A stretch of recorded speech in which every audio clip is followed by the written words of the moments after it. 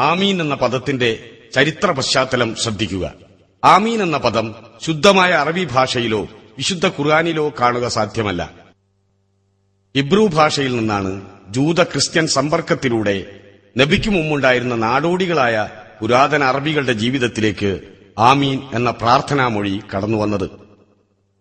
ഇബ്രു ഭാഷയിൽ ആമേൻ എന്ന് പറഞ്ഞാൽ അപ്രകാരം ചെയ്യണേ, അങ്ങേര് പറഞ്ഞതുപോലെ ചെയ്യണമേ എന്നൊക്കെയാണ് അർത്ഥം. സോ ബി ഇറ്റ് എന്ന അതിന്റെ ഇംഗ്ലീഷ് പരിഭാഷ ബൈബിളിലും ധാരാളം കാണാം.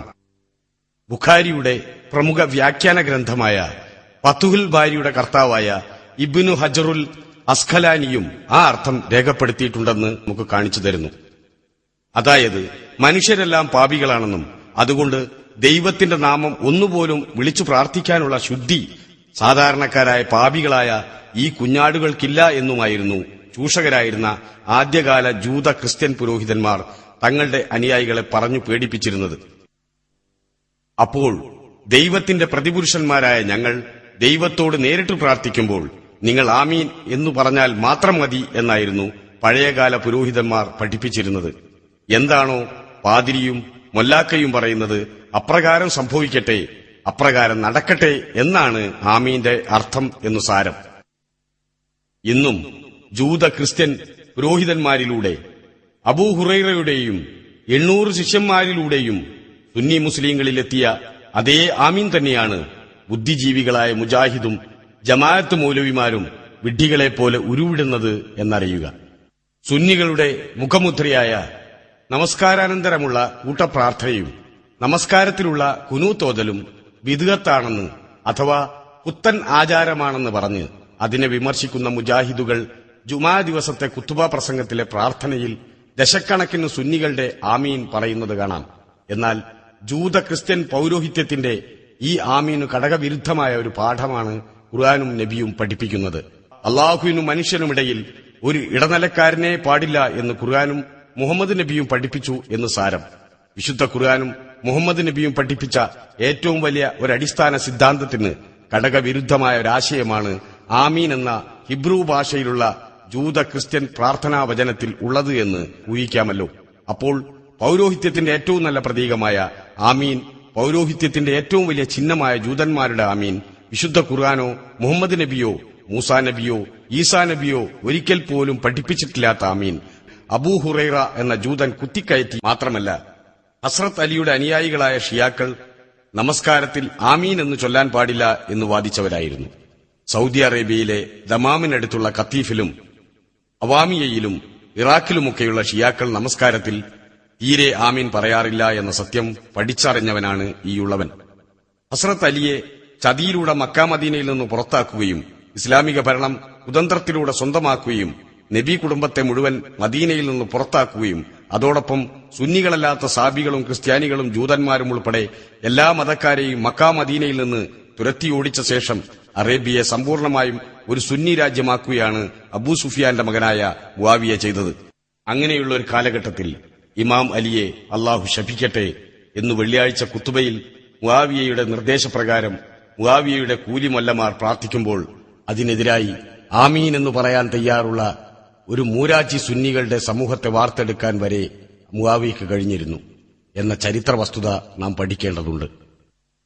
ഇസ്ലാമിന്റെ 4ാം ഖലീഫയും തങ്ങളുടെ നേതാവുമായ ഹസ്രത്ത് അലിയെ മുആവിയയുടെ കൂലിമൊല്ലമാർ ശപിച്ചു പ്രാർത്ഥിക്കുമ്പോൾ അതിനെതിരായി ഒന്ന് ചെറുതായി പ്രതികരിക്കാൻ പോലും കഴിയാതെ തളർന്നുപോയവരായിരുന്നു അന്നത്തെ ഷിയാക്കൾ.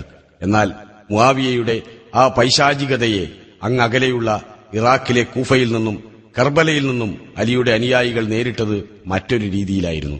അതെങ്ങനെയെന്നല്ലേ, മുആവിയ ഉണ്ടാക്കിയതുപോലെ ഒരു സമാന്തര ബാങ്ക് അവർ ഉണ്ടാക്കുകയും ആ ബാങ്കിൽ അശ്ഹദു അന്ന അലിയൻ വലിയുള്ള എന്നവർ ആവേശത്തോടുകൂടി വിളിച്ചു പറയാൻ പതിവാക്കുകയും ചെയ്തു. അഥവാ ഹസ്രത്ത് അലി അള്ളാഹുവിന്റെ വലിയാണ്, അള്ളാഹുവിനു വേണ്ടി ജീവിച്ചു മരിച്ചവനാണ്, ഹസ്രത്ത് അലി ഇസ്ലാമിനു വേണ്ടി ജീവിച്ചു മരിച്ച വ്യക്തിയാണ് എന്ന സത്യം അവർ അവരുടെ ബാങ്കിലൂടെ പ്രഖ്യാപിച്ചുകൊണ്ടിരുന്നു. ഇന്നും ദമാമിലെയും ഖത്തീഫിലെയും ഇറാഖിലെയും ഇറാനിലെയും ഷിയാ ബാങ്കിൽ നമുക്ക് ആ വചനം കേൾക്കാം. ബാങ്കിലും നമസ്കാര സമയത്തിലും വ്യത്യാസമുള്ളതുപോലെ ആമീൻ പറയുന്നതിലും ഷിയാക്കളും സുന്നികളും തമ്മിൽ വ്യത്യാസമുണ്ട് എന്നറിയുക. ആമീൻ അല്ലാ എന്ന ഒരു ദുആ ഷിയാക്കൾക്കിടയിൽ സാർവത്രികമായത് സൈനുൽ ആബിദീൻ തങ്ങളുടെ കാലത്താണ് എന്ന് ചില ഷിയാ ഗ്രന്ഥങ്ങൾ പറയുന്നു. ഹസ്രത്ത് അലിയുടെ മകനായ ഹസ്രത്ത് ഹുസൈന്റെ മകനായ ഇമാം സൈനുൽ ആബിദീൻ തന്റെ ഉപ്പാപ്പയായ അലിയുടെ മഖ്ബറ സന്ദർശിച്ച വേളയിലാണ് ആമീൻ അല്ലാ എന്ന ദുആ തുടങ്ങിയത്. ജൂത പുരോഹിതന്മാരായിരുന്നു ആ പുത്തൻ ദുരാചാരത്തിന്റെ പിറകിലുണ്ടായിരുന്നത് എന്നതും അറിയുക. അത്ഭുതകരമെന്ന് പറയട്ടെ, ഖുർആൻ ബഹിഷ്കരിച്ച ആമീൻ നബി തിരുമേനി തന്റെ പ്രബോധന കാലഘട്ടത്തിൽ ഒരിക്കൽ പോലും ചൊല്ലിയിട്ടില്ലാത്ത ആമീൻ, ഖുർആനിന്റെ അടിസ്ഥാന സിദ്ധാന്തത്തിന് ഘടകവിരുദ്ധമായ ആമീൻ, യൂതന്മാരുടെ സൃഷ്ടിയായ ആമീൻ ദിവസവും 5 നേരവും ഖുർആൻ വാക്യങ്ങളെക്കാൾ ഉച്ചത്തിൽ ലോക മുസ്ലിങ്ങളെ കൊണ്ട് ഓദിക്കാൻ അബൂ ഹുറൈറക്ക് കഴിഞ്ഞെങ്കിൽ മുഹമ്മദ് നബിയെയും വിശുദ്ധ ഖുർആനെയും തോൽപ്പിച്ചുകൊണ്ട് ഒരു 5 നേര നമസ്കാരമുണ്ടാക്കാനും ദിവസവും 5 നേരമുള്ള ആ ഖുർആൻ വിരുദ്ധ കൂട്ടപ്രാർത്ഥനയ്ക്ക് മുമ്പും പിമ്പുമായി 100-ലേറെ തവണ ആമീൻ എന്ന ജൂത പ്രാർത്ഥനാമൊഴി മുസ്ലിങ്ങളെ കൊണ്ട് അത്യുച്ചത്തിൽ ഉച്ചരിപ്പിക്കാനും അബൂ ഹുറൈറക്കും മുആവിയയ്ക്കും കഴിഞ്ഞെങ്കിൽ മുഹമ്മദ് നബിയുടെ കാലത്തോടുകൂടി തന്നെ വിശുദ്ധ ഖുർആൻ മുസ്ലിങ്ങളാൽ പൂർണ്ണമായും അവഗണിക്കപ്പെട്ടു എന്ന അത്ഭുതകരവും ഖേദകരവുമായ ചരിത്ര വസ്തുത നാം അംഗീകരിക്കേണ്ടി വരും.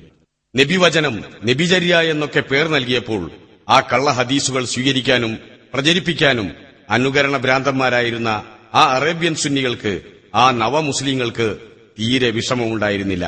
ഇന്നത്തെ പോലെ വിശുദ്ധ ഖുർആന്റെ പ്രതികൾ ഇഷ്ടം പോലെ കിട്ടുന്ന ഒരു കാലവുമായിരുന്നില്ലല്ലോ അത്. 30 വർഷത്തെ അറേബ്യയിലെ മക്ക മദീനയിലെ ആ ഖുർആൻ വിരുദ്ധ രാജഭരണകാലത്ത് മുആവിയയും അബൂ ഹുറൈറയും തന്ത്രപൂർവ്വം ഇസ്ലാമിലേക്ക് കടത്തിവിട്ടതും തികച്ചും സത്യമാണെന്ന് കരുതി ആയിരക്കണക്കിന് മുസ്ലിങ്ങൾ അവരറിയാതെ ഇസ്ലാം മതത്തിന്റെ സ്തംഭങ്ങൾ എന്ന് തെറ്റിദ്ധരിച്ചു ആത്മാർത്ഥമായി ആചരിച്ചു പോരുകയും അവരിൽ നിന്ന് സംഘടിതവും ശക്തവുമായ തബ്ലീഗ് പ്രവർത്തനം വഴി ലോകത്തിന്റെ നാനാഭാഗത്തേക്കും പ്രചരിക്കുകയും ചെയ്ത 5 നേരത്തെ നമസ്കാരവും 5 നേരത്തെ ബാങ്കും സുന്നത്ത് നമസ്കാരങ്ങളും താടിയും തൊപ്പിയും ഒന്നും ഒരു സുപ്രഭാതത്തിൽ മുസ്ലിം സമുദായം വലിച്ചെറിഞ്ഞ് ഇസ്ലാമിലേക്ക് മടങ്ങും എന്ന പ്രതീക്ഷയൊന്നും ഞങ്ങൾക്കില്ല. എങ്കിലും അനതിവിദൂര ഭാവിയിൽ തന്നെ ചിന്തിക്കുന്ന മുജാഹിദ് ജമാഅത്ത് സുഹൃത്തുക്കളെല്ലാം ഖുർആനിലേക്ക് മടങ്ങും എന്ന പ്രതീക്ഷ ഞങ്ങൾക്കുണ്ട്. ലോക മുസ്ലിങ്ങളെല്ലാം ഖുർആനിൽ നിന്ന് അകന്നുപോയിട്ട് 1000 വർഷമായതുപോലെ അവരെല്ലാം വീണ്ടും ഖുർആനിലേക്ക് മടങ്ങാൻ വീണ്ടും 1000 വർഷമെടുത്തേക്കാം. സാരമില്ല. എങ്കിലും ബുദ്ധിയും വിവേകവുമുള്ള മുസ്ലിങ്ങളെല്ലാം ഖുർആനിലേക്ക് മടങ്ങും എന്ന് ഞങ്ങൾക്ക് ഉറപ്പുണ്ട്. ഖുർആൻ ധിക്കാരികൾ, ഖുർആൻ നിഷേധികൾക്കുള്ളത് ഈ ലോകത്ത് നിന്ദ്യതയും പരലോകത്ത് ആളിക്കത്തുന്ന അഗ്നിയുമാണ് എന്നറിയുക.